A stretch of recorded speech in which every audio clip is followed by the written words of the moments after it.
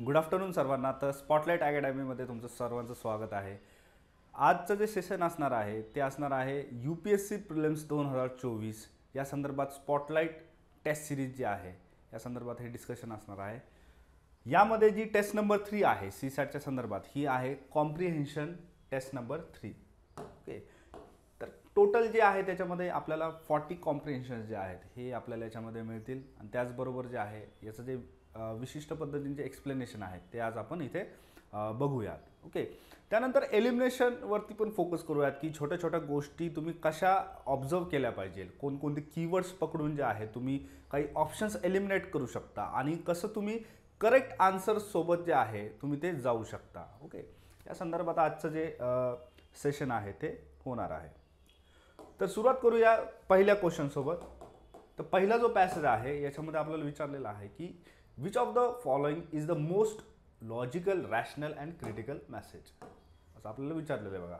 Logical, rational आणि critical message. Okay, आता याचा अर्थ काय होतो बघा. लॉजिकल म्हणजे काय की एक कॉमन सेन्सनं तयार झालेला आर्ग्युमेंट. ओके, असा आर्ग्युमेंट जे कॉमन सेन्सनं तयार झालेला आहे. त्यानंतर रॅशनल आर्ग्युमेंट म्हणजे काय की ज्याच्या मागं कोणते तरी फॅक्ट्स आहेत. ओके, जे रियालिटीमध्ये बेस्ड असलेले जे फॅक्ट्स आहेत त्याला संदर्भ आहे, याला आपण काय म्हणतो रॅशनल. त्यानंतर काय आहे की क्रिटिकल म्हणजे काय तर मोस्ट इम्पॉर्टंट. ओके, ऑप्शन्समध्ये बऱ्याच वेळेस काय होतं तुम्हाला की बरेचसे जे ऑप्शन्स असतात ते एकमेकांच्या क्लोज असतात आणि ते फॅक्च्युअली पण करेक्ट असतात कॉम्प्रिहेन्शनचा जर विचार केला तर.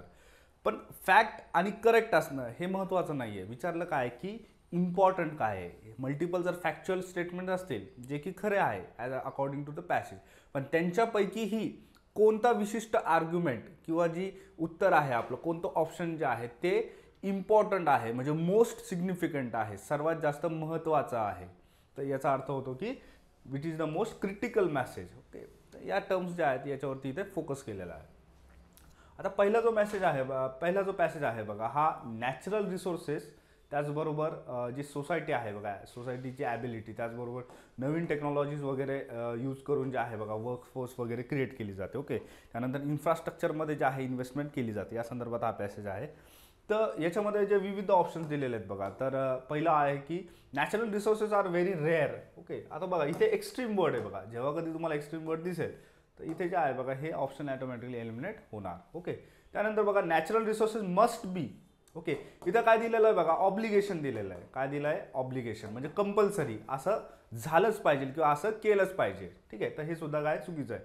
Must be conserved at the cost of building infrastructure and skill of the workforce, तर हे कसं आहे टोटल चुकीचं आहे. त्यानंतर if the society has to remain competitive it has to use its natural resources wisely, develop its technologies, build up its workforce, improve infrastructure. आता हे जे तिन्ही कीवर्ड आहे बघा हे तुम्हाला पॅसेजमध्ये मिळतील. ओके, त्याच्यामुळे त्या तिन्ही कीवर्डचा जो समूह आहे हा एका सेंटेन्समध्ये, एका वाक्यामध्ये जो आहे तो बांधलेला आहे. ठीक आहे, त्यामुळे सी त्याचा आन्सर असणार आहे. आणि फोर्थ का नाही तर त्याच्या इथे दिलेलं आहे बघा की if a society has to remain competitive it has to consume all its natural resources. इथे पुन्हा एक्स्ट्रीम कीवर्ड जो आहे हा तुम्हाला इथे बघायला मिळतो. कोणता शब्द आहे तर ऑल शब्द आहे बघा. ठीक आहे, ऑल इट्स नॅचरल रिसोर्स, तर असं शक्य नाही. तर विचारलं काय रॅशनल, तर ऑल कन्झ्युम करणं हे रॅशनल असेल का तर नाही, हे रॅशनल नसणार. त्यानंतर सेकंड जो पॅसेज आहे बघा हा लाईफच्या संदर्भात आहे की लाईफमध्ये वेगवेगळे ट्विस्ट आणि टर्न्स असतात. ओके, त्या संदर्भात हॅपीनेस म्हणजे काय किंवा जॉय म्हणजे काय याचा संदर्भ इथे दिलेला आहे.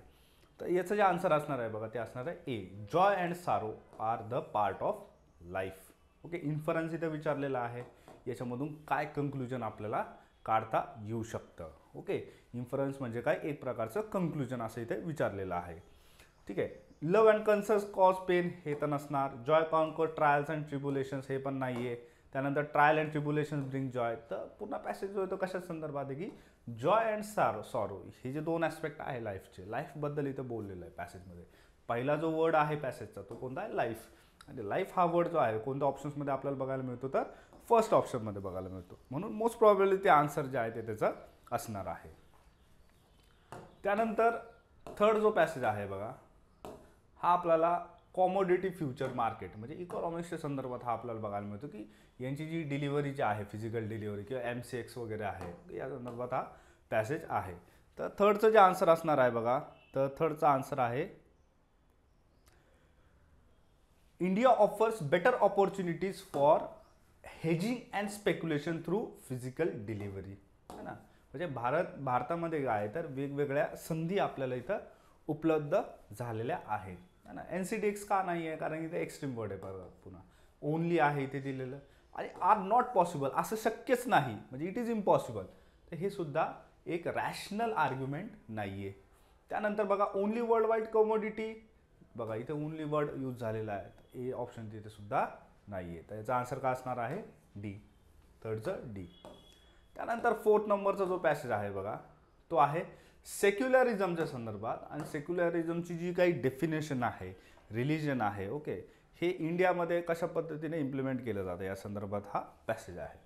तर याचा आन्सर जे आहे तर ते सी असणार आहे. Secularism is a specific means to achieve greatness in future, है ना. ती फक्त एक मीन्स आहे, ती काय आहे, एक मीन्स आहे, ओके. त्यानंतर is a based on scientific principle, तर हे सुद्धा नाही. त्याच्यानंतर रिलिजन फॉलो करतं का, तर हे ऑपोजिट आहे, सेक्युलरिझम हे रिलिजन फॉलो करत नाही. त्यानंतर secularism forces determine the future of India, असं नाही. हे क्लोज टू तुम्हाला वाटू शकतं, पण इथे जो शब्द आहे बघा डिटरमाइन, तर फ्युचर डिटरमाइन नाही करत, तर फ्युचरमध्ये वेगवेगळ्या संधी ज्या आहेत तर त्या प्रोव्हाइड करून देतं, काय तर सेक्युलरिझम, ओके.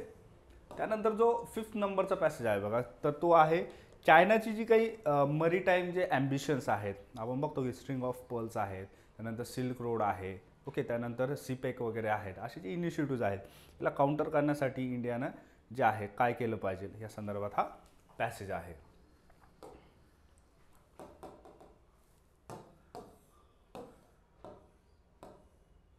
तर इथे जे आहे बघा या पॅसेजमध्ये याचं जे आन्सर असणार आहे तर हे असणार आहे, reviving cotton route can help India needs to counter China's dominance in maritime trade. म्हणजे ज्या पद्धतीने सिल्क रूट जो चायना इस्टॅब्लिश करू पाहतं, त्याच पद्धतीने जे आहे की आपण जर समजा आपला कॉटन रूट जर पुन्हा रिइस्टॅब्लिश केला तर हे एक प्रकारे चायनाच्या मरीटाईम ट्रेडला जे आहे तर ते काउंटर करू शकतं, ठीक आहे.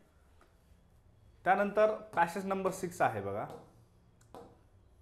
याच्यामध्ये जे आहे 2005 मध्ये जे काही मिलेनियम जे काही डेव्हलपमेंट गोल्स आहेत बघा, मिलेनियम डेव्हलपमेंट गोल्स, ओके, तर या संदर्भात गर्ल्सचं जे एनरोलमेंट आहे, ओके, कशामध्ये तर शाळेंमध्ये, तर या संदर्भात हा टोटल पॅसेज आहे. तर आता बघा इथे ऑप्शन जरी तुमचं निगेशनमध्ये असेल पण ते ॲज कम्पॅरेटिव्हली अदर 3 ऑप्शन्स काय प्रॉपर आहे बघा, म्हणजे मोस्ट रॅशनल आहे, मोस्ट लॉजिकल आहे. The world community had not completely fulfil its promise of sending as many girls to school as there are boys, okay. आता इतर जे स्टेटमेंट जर पाहिले तुम्ही तर हे थोडेसे डिफरंट आहे बघा, की जसं world community has been successful, असं सक्सेसफुल नाही आहे, नाहीतर मग पॅसेजचा जो मूळ हेतू आहे हा तिथे डिलीट होऊन जातो. त्यानंतर a lot of progress has been made in the detection of providing education to girls in general. Yes, आता हे पण करेक्ट आहे, पण ते फारसं सक्सेसफुल झालेलं नाही, ठीक आहे. मग आपल्याला विचारलं तेच आहे की समसप म्हणजे एकत्रितपणे पॅसेजचा मॅसेज काय, ओके, अशा पद्धतीने आपल्याला विचारलेलं आहे. The leaders around the world met to discuss economic development, याचा सुद्धा संबंध येत नाही, ठीक आहे. त्यानंतर 7 नंबरचा पॅसेज आहे बघा, तर हा जो पॅसेज आहे इथे मेजरली जे आहे बघा आपल्याला ज्या गॅदरिंग्स होतात, ओके, स्मॉल लार्ज गॅदरिंग्स, या संदर्भात हा पॅसेज आहे, ओके. तर इथे जे आहे बघा स्टेक होल्डर ग्रुप वगैरे यांच्या संदर्भात इथे बोललेलं आहे की लंच टाईम आहे, स्टेक होल्डर ग्रुप आहे, नाही का, कोणकोणत्या गोष्टी इथे सजेस्ट केल्या जातात, डिसिजन मेकिंग वगैरे, ओके, अशा पद्धतीचा हा एकत्रित पद्धतीने पॅसेज आपल्याला बघायला मिळतो. तर इथे जे आहे बघा इथे याचा आन्सर असणार आहे की higher level decisions makers prefer gatherings as this insure higher degree of involvement, है ना. जसं की जर गॅदरिंग जर तिथे चांगल्या क्वालिटीच्या झाल्या तर डिसिजन मेकिंगमध्ये सुद्धा चांगल्या क्वालिटीचं वर्किंग जे आहे ते आपल्याला बघायला मिळतं, ओके. तर स्मॉल गॅदरिंगचं जे आहे बघा इथे कम्पॅरेटिव्हली फारसा तो विषय नाहीच आहे, ठीक आहे, त्यामुळे बी त्याचा आन्सर असणार आहे बघा. त्यानंतर नेक्स्ट आहे बघा की जे इम्पोर्ट्स केले जातात, ओके, जे पॅरलल इम्पोर्ट जे आपण म्हणतो की हे पेटंट ओनर्सला जे आहे बघा बायपास करण्यासाठी केले जातात मेजरली. कशाला तर पेटंट ओनर्सला बायपास करण्यासाठी, राईट. पॅरलल इम्पोर्ट्स म्हणजे जी काही पेटंट ओनरची फी आहे तर ती तिथे आपल्याला इव्हेड करता येते, है ना. त्या संदर्भात हा पॅसेज आहे. तर याचं जे आन्सर असणार आहे बघा ते डी असणार आहे की parallel imports may sometimes be a cause of financial loss to the patent owner, है ना. पॅरलल इम्पोर्ट्स केल्यानं काय होतं की ओव्हरऑल पेटंट ओनरला हा लॉस होतो. मग इथे तेच विचारले आहे की मोस्ट व्हॅलिड ॲझम्पशन काय आहे. ठीक आहे, व्हॅलिड ॲझम्पशन काय असणार आहे तर पेटंट ओनरला लॉस होतो. त्यानंतर नेक्स्ट पॅसेज आहे बघा तो आहे प्लॅनेट जे आहे बघा एक वॉटरी ओॲसिस सारखं जे दिसून येतं. त्याच्यानंतर ह्युमन आहे, त्यानंतर प्लांट्स आहे किंवा ॲनिमल आहे, बरोबर. ड्रिंकिंग वॉटरच्या संदर्भात जो आहे हा पॅसेज जो आहे आपल्याला बघायला मिळतो. ठीक आहे,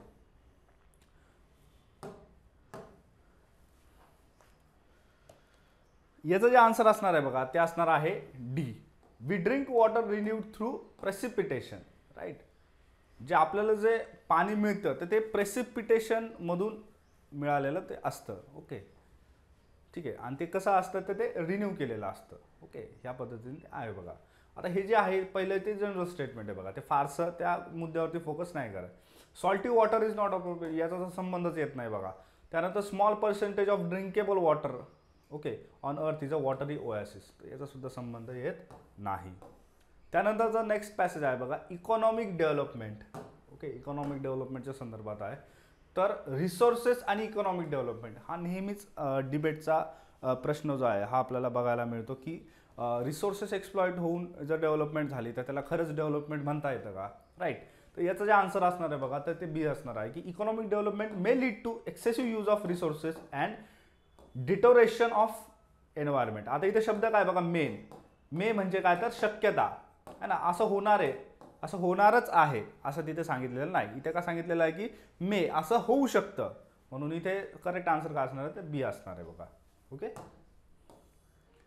त्यानंतर नेक्स्ट पॅसेज आहे बघा the government of Greenland. Okay, आता ग्रीनलँड गव्हर्नमेंट काय करते की जवळपास जे आहे परमिट वगैरे इश्यू करते बघा. ओके, कशासाठी तर जे काही मायनिंग आहे, ओके, रॉ मटेरियल्सचे एक्सप्लॉयटेशन आहे, ओके, प्रॉफिट टॅक्स जो त्यांना जो मिळवायचा आहे त्या संदर्भात हा ओव्हरऑल पॅसेज आहे. विचारलेलं काय आहे तर विचारलेलं ओव्हरऑल हेच आहे की which of the following sums up, है ना, ओव्हरऑल काय सम अप करतं इथे. ठीक आहे, तर ग्रीनलँडच्या संदर्भात बघा डी याचा आन्सर असणार आहे की the government of Greenland is expecting to earn revenues from issuing licences to companies, है ना. तर याच्यामध्ये तुम्हाला कन्फ्युजन होऊ शकतं बघा की सी आणि डी मध्ये की the raw materials found in Greenland are much sought after by financial companies, बरोबर. पण इथे जो मुद्दा आहे बघा हा गव्हर्नमेंट ऑफ ग्रीनलँड पासून सुरू झालेला आहे. जसं तुम्ही या पॅसेजच्या सुरुवातीला बघू शकता की the government of Greenland may grant authorisations, है ना. म्हणजे मेन सब्जेक्ट कोण आहे पॅसेजचा तर तो पण आपल्या आन्सर्समध्ये आर्ग्युमेंट्समध्ये दिसला पाहिजे. ठीक आहे, त्यानंतरचा क्वेश्चन आहे बघा, त्यानंतरचा पॅसेज आहे पॅसेज नंबर 12. तर इथे जे आहे बघा टॅरिफ्स आणि नॉन टॅरिफ बॅरियर्स या संदर्भात इथे चर्चा केलेली आहे. ओके, गॅटचा इथे संदर्भ आलेला आहे. तर याचं जे आन्सर असणार आहे बघा ते असणार आहे C. The GATT has been trying to facilitate non tariff barriers negotiations to restrict protectionism, है ना. तर प्रोटेक्शनिझमचा अर्थ काय होतो की एखादी कंट्री जेव्हा अशा पॉलिसीज इम्प्लिमेंट करते की ज्याच्यापासून जे बॅरियर्स आहेत ट्रेडच्या संदर्भात ते एस्टॅब्लिश केले जातात.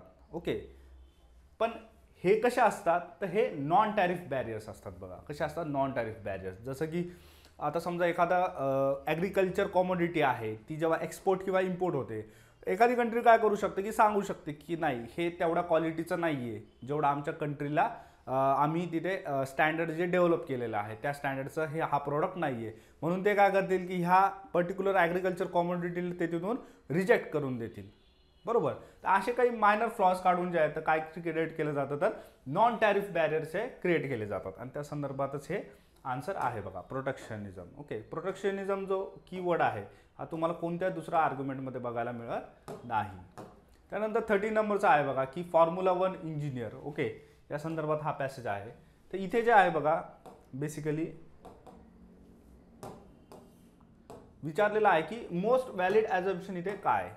ओके, तर इथे बेसिकली हेच आहे बघा की McLaren won so many races because of the company of good engineers, म्हणजे गुड इंजिनियर्स होते त्यामुळे चांगले कार्स जे आहेत त्या तिथे बनवू शकल्या आणि त्यामुळे रेसेस जे आहेत त्या मॅक्लॅरन हे जिंकू शकलं, राईट. आता इंजिनियर्समध्ये मॅथ्स अँड फिजिक्स याचा फारसा रिलेव्हंट नाही आहे बघा, पुन्हा मॅथ्स अँड फिजिक्स आहे. नंतर इंजिनियर्स आहे, त्यांना चांगला जॉब मिळेल असा त्या सी ऑप्शनचा अर्थ होतो की engineers have good job prospects at McLaren, त्यामुळे ते सुद्धा व्हॅलिड नाही. 13चा आन्सर काय असणार आहे बघा, तर ए असणार आहे. त्यानंतर 14 नंबरचा पॅसेज आहे बघा. 14 नंबरचा पॅसेज जो आहे हा वेबसाईट्सच्या संदर्भात आहे की वेबसाईट्सवरती आपल्याला कोलॅबरेटिव्ह वर्किंग करता येते, त्याचबरोबर एडिट करता येतं, कॉन्टेंट कॉन्ट्रीब्यूट करता येतं, राईट. अशी कोणती वेबसाईट आहे बरं सध्याच्या काळात, तर ती आहे विकिपीडिया आहे बघा, राईट. विकिपीडियाचं जर पेज तुम्ही ओपन केलं तर ते तुम्हाला बघा डोनेशनसाठी वगैरे पण विचारतात नेहमी, नाही का. त्याचबरोबर ते तुम्हाला तिथे तसं ऑप्शन पण असतं की तुम्ही सजेस्ट करू शकता ही इन्फॉर्मेशन खरं फॅक्च्युअल आहे का नाही, ठीक आहे. त्यामुळे याचा आन्सर काय असणार आहे तर बी असणार आहे बघा की wikis facilitate collaborative workings allowing a space for privacy and openness, नाही का. की एखादा फॅक्ट जर चुकीचा असेल तर तो ओपननेस ठेवल्यामुळे काय होतं तर तो पुन्हा ऑटो करेक्ट सुद्धा किंवा एखाद्या व्यक्तीकडून करेक्शन सुद्धा त्याच्यामध्ये केल्या जातं. ओके, तर त्या संदर्भात हा ओव्हरऑल पॅसेज आहे. त्यानंतर 15 नंबरचा पॅसेज आहे बघा की the new institution could be hacked by share of growing pool of saving from emerging and developing countries and thus simultaneously fund the infrastructure needed to boost growth and address macroeconomic imbalances. Okay, macroeconomic जे imbalances होतात या संदर्भात हा passage आहे बघा overall. तर याचं जे आन्सर असणार आहे बघा तर ते असणार आहे सी की developing countries need to monetarily support new institution to check economic imbalances. Okay, तर हे याच्यामध्ये मेन आहे बघा की डेव्हलपिंग कंट्रीजचा जो संदर्भ आहे आणि त्याचबरोबर इम्बॅलन्सेसचा हा आपल्याला सी ऑप्शनमध्ये बघायला मिळतो. Developing nations for advance circumstances. Okay, तर इम्बॅलन्सच्या ऐवजी तिथे अल्टरनेट शब्द यूज केलेला आहे त्यामुळे ते नाही आहे. बीमध्ये जे आहे बघा macro economic imbalances must be given the top priority आहे ना, एक्स्ट्रीममध्ये येऊन जातं बघा हे जे आहे बी ऑप्शन. त्यानंतर डी ऑप्शन जे आहे डीमध्ये जे आहे मेजरली आपल्याला पूल्ड मनी हा संदर्भ बघायला मिळतो, तर हे सुद्धा इथं इनकरेक्ट आहे.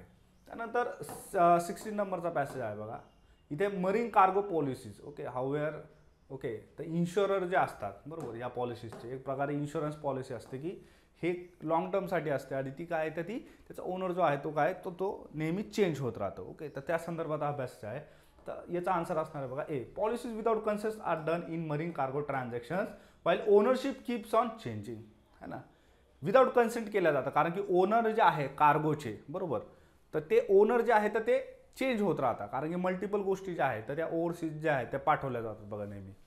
तर त्यामुळे याचा आन्सर काय असणार आहे 16चं ए. त्यानंतर 17 नंबरचा पॅसेज आहे की compensation can be linked to businesses, है ना. कंपन्सेशनचा अर्थ काय होतो एक्झॅक्टली, मग एम्प्लॉईच्या दृष्टिकोनातून आणि एम्प्लॉयरच्या दृष्टिकोनातून हे कसे वेगवेगळे असतात. ओके, तर एम्प्लॉईचा जो दृष्टिकोन असतो तो असा असतो की majorly value as a valuable asset ते कन्सिडर केलं पाहिजे, त्या संदर्भात हा पॅसेज आहे बघा.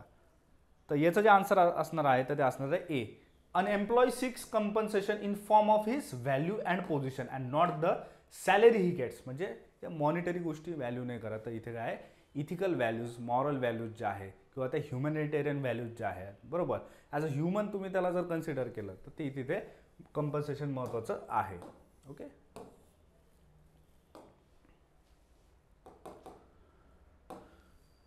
त्यानंतरचा जो 18 नंबरचा पॅसेज आहे बघा हा डिग ही जी कम्युनिटी आहे बघा न्यूज चॅनल कम्युनिटी या संदर्भात आहे. ओके, तर इथे वेगवेगळ्या गोष्टी त्या संदर्भात दिलेल्या आहे. आता इथे विचारलेलं आहे की which is the most logical corollary असं इथे विचारलेलं आहे बघा. काय विचारलं आहे की मोस्ट लॉजिकल कोरोलरी. याचा आन्सर असणार आहे बघा B Digg declares a new story important by assigning it to the maximum number of votes, है ना. जेवढे जास्त वोट्स असतील तेवढे जे आहे त्याला इम्पॉर्टन्स असं दिलं जातं. ओके, तर ही इथं मेन त्याचा क्रक्स आहे बघा. इझी पॅसेज आहे बघा ॲज इट इज फॅक्ट्स जे आहेत ते तुम्ही क्रॉस व्हेरीफाय त्यातून करू शकता. त्यानंतर 19 नंबरचा पॅसेज आहे बघा की मार्केटिंग ओरिजिनेट्स. ओके, मार्केटिंगच्या संदर्भात की मार्केटिंगमध्ये काय महत्त्वाचं असतं, कन्झ्युमर महत्त्वाचा असतो का मार्केटिंगमध्ये काय गोष्टी अजून प्राईस महत्त्वाची असते. ठीक आहे, तर मार्केटिंगचा जो पॅसेज आहे याचा आन्सर असणार आहे बघा सी. सीमध्ये जे आहे दिलेलं आहे आपल्याला की the consumer is the most important factor. काय दिलेलं आहे की consumer is the most important factor on the process of marketing. Okay, तर हे इथे महत्त्वाचं आहे बघा. त्यानंतर 20th नंबरचा पॅसेज आहे बघा, ग्रॅमी अवॉर्ड्स, राईट. तुम्हाला माहिती आहे ग्रॅमी कशा संदर्भात दिला जातो, तर म्युझिक संगीत क्षेत्र जे आहे बघा, बरोबर, जे टॉप चार्ट्स असतात, ब्लॉकबस्टर पॉप सॉंग्स असतात, रॉक सॉंग्स असतात, राईट. ग्रॅमी अवॉर्ड ते त्या संदर्भात दिले जातात. ओके, आता हे ॲज इट इज फॅक्च्युअल जे आहे बघा, डेटा इथे दिलेला आहे. आणि ओव्हरऑल जे आहे तुम्हाला की इथे क्रॉस व्हेरीफाय जर तुम्ही केलं तर Grammy awards are for music just as story award for stage and Emmy awards for television and Academy awards, है ना. की इथे विशिष्ट जे आहे मल्टिपल जे अवॉर्ड्स आहेत त्यांचं सम अप करून जे आहे सी ऑप्शन इथे आपल्याला बघायला मिळतं. त्यानंतर 21 नंबरचा जो पॅसेज आहे बघा, हा मिनिस्टर ऑफ डिफेन्स. ओके, तर हे कोणते कोणते एरियाज कव्हर करतं, राईट, या संदर्भात आहे. त्यानंतर इथे जे आपल्याला विचारलेलं आहे बघा मेजरली, तर ते विचारलेलं आहे की रॅशनल आणि क्रिटिकल इन्फरन्स असं आपल्याला विचारलेलं आहे बघा. ओके, तर बेसिकली इथे काय आहे की ministry of defence receives, D option इथे करेक्ट आहे. The ministry of defence receives the largest portion of budget and it shows its importance, है ना. त्यांना जास्त बजेट मिळतं त्यामुळे. आता पहिलं ऑप्शन का नाही आहे, कारण की इथे बेसिक फॅक्ट आहे की ते यांच्या अंडर, यांच्या सुपरविजन अंडर ते काम करतं. कोण? Indian arm forces, minister of defence. तर याचा काही फारसा संबंध येत नाही. सेकंड ऑप्शन काय की minister of defence related to the national security supervisors agency. हा पण करेक्ट फॅक्ट आहे, पण हा तेवढा फारसा इम्पॉर्टंट नाही. त्यानंतर minister of defence is the largest department of India. Okay, याचा पण सुद्धा इथे संबंध नाही. ओके, त्यामुळे सिग्निफिकंट जे आहे सर्वात जास्त इम्पॉर्टंट तर ते कोणतं आहे, तर डी ऑप्शन आहे बघा. त्यानंतर 22 नंबरचा आहे बघा की मार्केटिंगसाठी 4 P जे आहे ते इथे महत्त्वाचे असतात. प्रॉडक्ट, प्राइस, डिस्ट्रीब्युशन आणि प्रमोशन. ओके, ह्या सर्व गोष्टी इथे महत्त्वाच्या असतात. या संदर्भात आपल्याला विचारलेलं आहे की which of the following above sums up, है ना, खालीपैकी कोणतं सम अप करतो या पॅसेजला. तर याचा आन्सर असणार आहे बघा डी.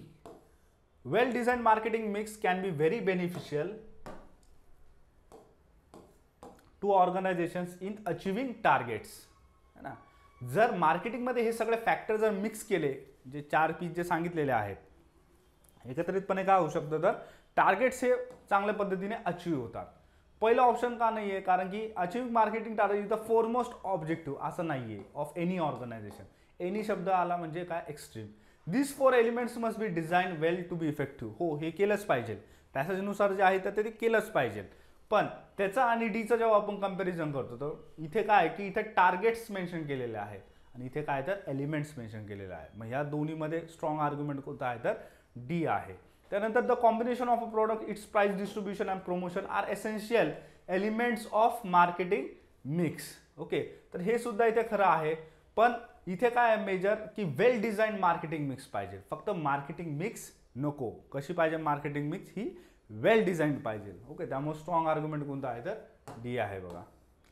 त्यानंतर 23 नंबरचा पॅसेज आहे बघा की public speaking is not a talent. Okay, public speaking संदर्भात हा ओव्हरऑल पॅसेज इथे दिलेला आहे.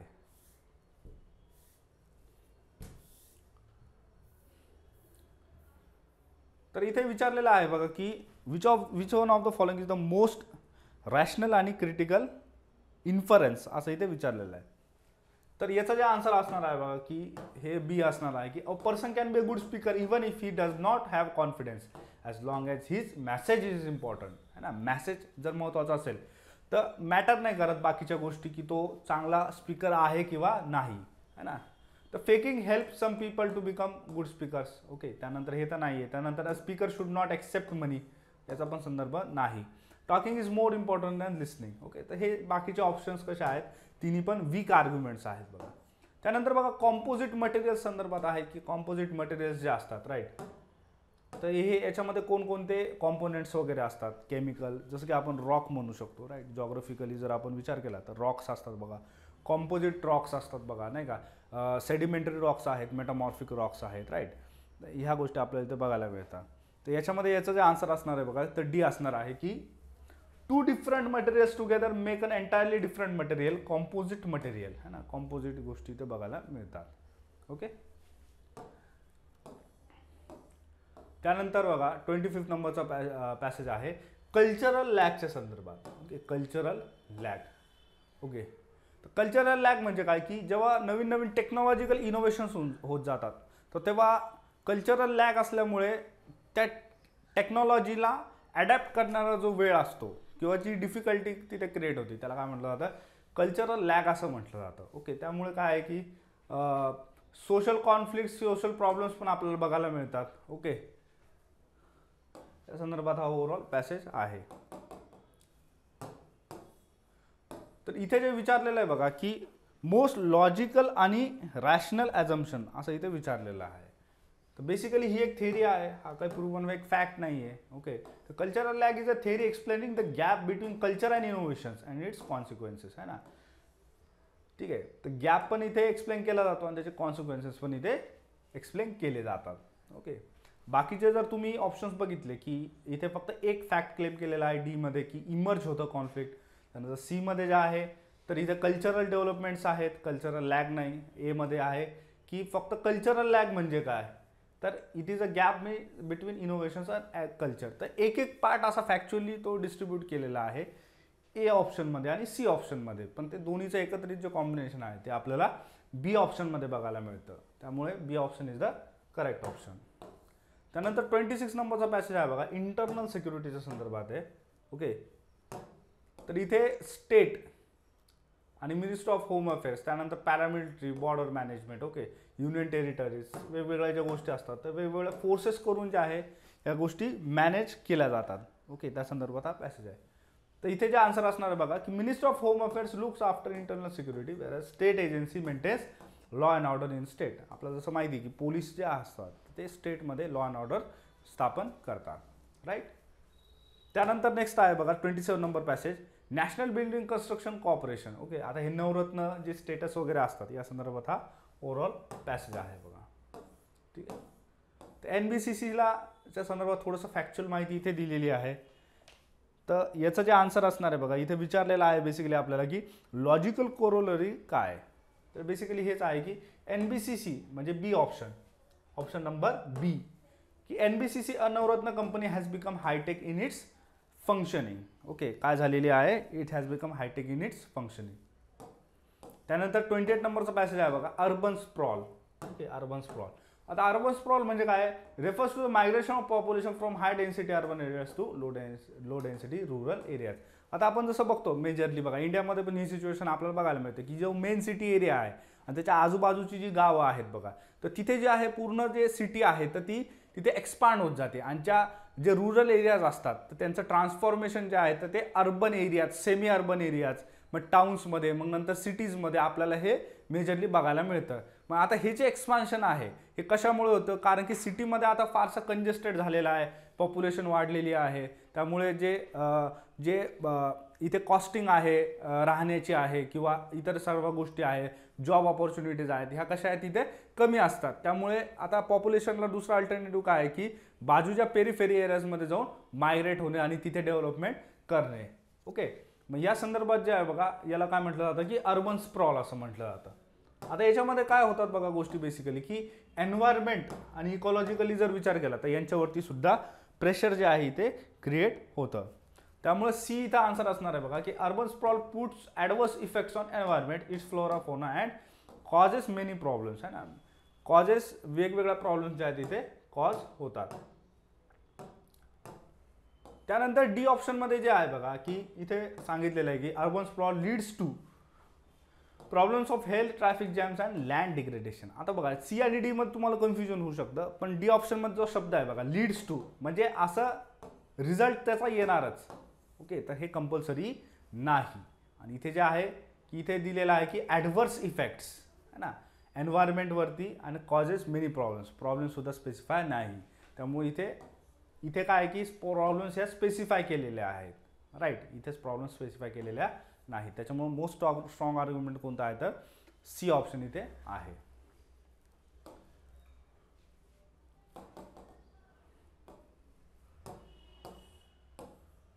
त्यानंतरचा बघा 29 नंबरचा पॅसेज आहे.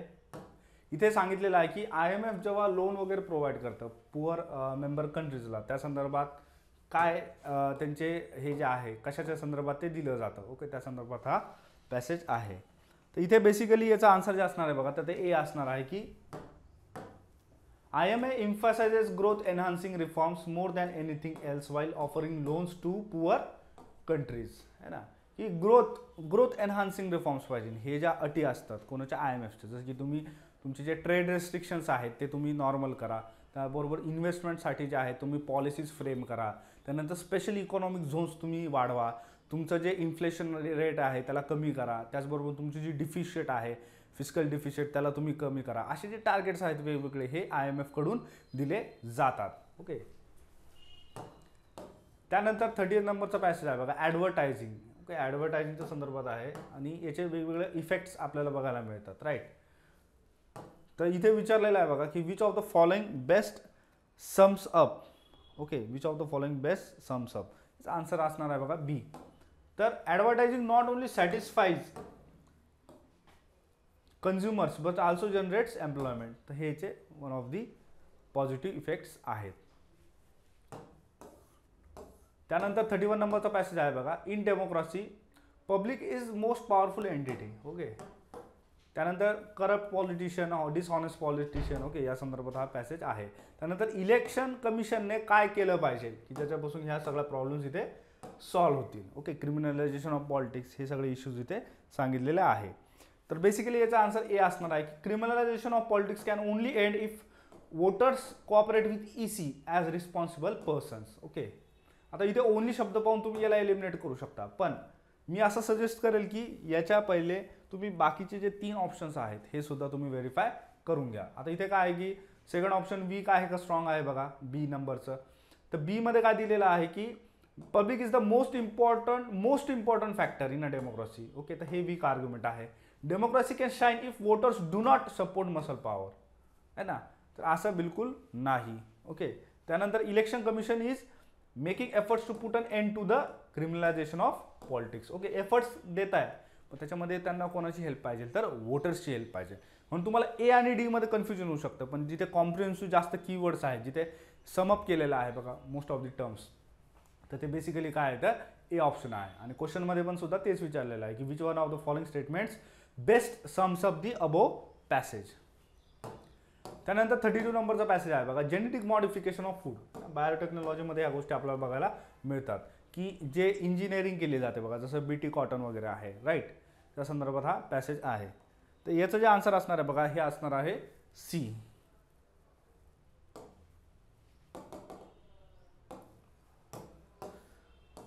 सी ऑप्शन मध्ये दिलेलं आहे बघा की genetic engineering can be harmful to target plants as well as wild life. म्हणजे वाईल्ड लाईफ आणि प्लांट्स. ओके, दोन्ही जे इकॉलॉजीचे जे कॉम्पोनंट्स आहेत त्यांना हे घातक ठरू शकतं.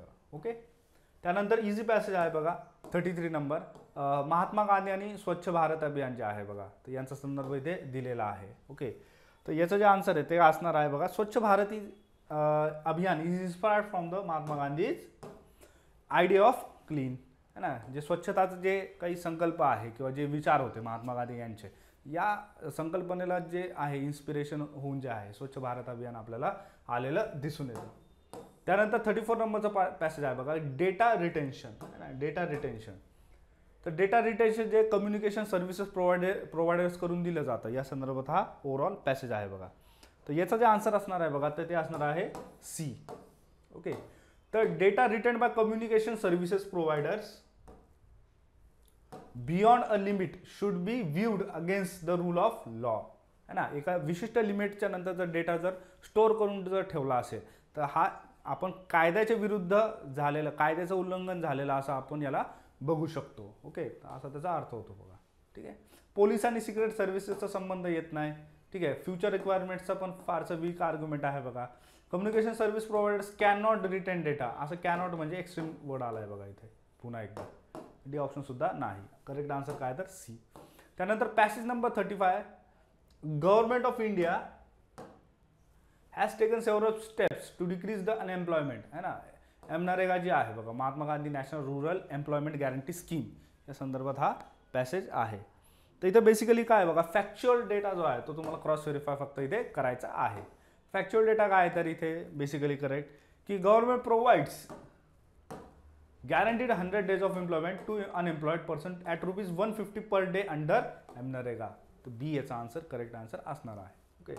त्यानंतर 36 नंबरचा पॅसेज आहे बघा की the development industrial revolution has been based on many unsustainable development, है ना. म्हणजे जे काही इंडस्ट्रीयल डेव्हलपमेंट झाली तर ही अनसस्टेनेबल पद्धतीची आहे. ओके, या संदर्भात हा पुन्हा पॅसेज आपल्याला बघायला मिळतो.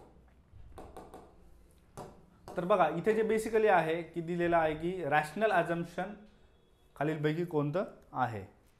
तर याचा आन्सर जे असणार आहे बघा ते बी असणार आहे की higher resource efficiency will encourage sustainable development, है ना, की रिसोर्सची इफिशियन्सी जर तुम्ही वाढवली, रिसोर्स वापरण्याची, मग रिसोर्सची इफिशियन्सी एक्झॅक्टली काय असते तर बघा जे नियम आहेत जे आपण एन्व्हायरमेंटमध्ये वाचतो कोणते आहे वेस्ट मॅनेजमेंटच्या संदर्भात की एखाद्या रिसोर्सला रियूज करणे, ओके, त्याला पुन्हा जे आहे रिसायकल करणे, ओके, एखाद्या रिसोर्सला पुन्हा रिन्यू करणे. तर हे जे 3 आर आहेत तर हे आपल्याला मेजरली रिसोर्स इफिशियन्सीच्या संदर्भात जे आहे ते बघायला मिळतात. त्यानंतर 36चा आन्सर काय तर बी आहे. 37 नंबरचा पॅसेज आहे बघा की ड्रग मेनेस जे आहे तर याला कसं काउंटर केलं जात आहे. ओके, यूथचा वगैरे इथं संदर्भ दिलेला आहे. आता असे जे मोठे पॅसेज असतात बघा तर हे तुमचा वेळ जे आहे कन्झ्युम करतात बघा मोस्ट ऑफ द टाईम, आणि ऑप्शन जे असतात ते कसे असतात खूप इझी असतात. बऱ्याच वेळेस तुम्ही काय करू शकता की इथे काय करू शकता, पहिले जे ऑप्शन्स आहेत बघा ते एक्झॅक्टली तुम्ही पहिले बघून घ्या की ते इझी आहे का डिफिकल्ट आहे. ओके,